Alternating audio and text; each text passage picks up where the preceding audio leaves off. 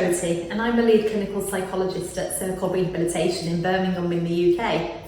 And really my role within brain injury is about thinking about a confusing array of psychological changes that can happen post-brain injury.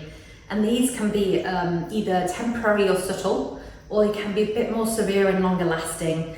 It doesn't matter where a person's injury is on the spectrum, it's all about helping that person navigate their injury and to help the family to cope with it, because it's a bit like a ripple. You throw a stone in the water and actually the stone is affected but the water ripples out, and it's the same effect with brain injury.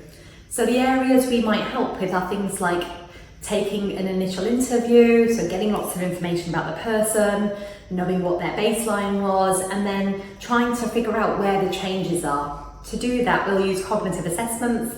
It's a bit like going back to school, lots of pen and paper tasks, but we look at all different areas like memory, attention, speed of information processing, executive functioning, so planning, problem solving. We look at a whole host of areas. The other area we might look at and help a person with is if there's behavioural or emotional change. So again, with some injuries, this can occur.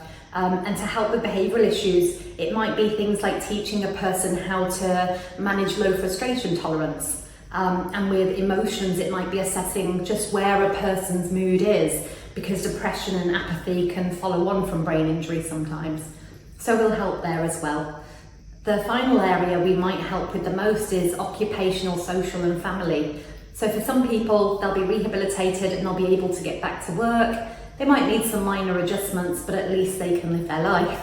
For some people, that's a little bit more difficult because there might be high levels of fatigue, they might not remember what they're doing, and their job might mean that they then can't engage in that sort of work anymore. And so some of it might be about helping to retrain along with the occupational therapists.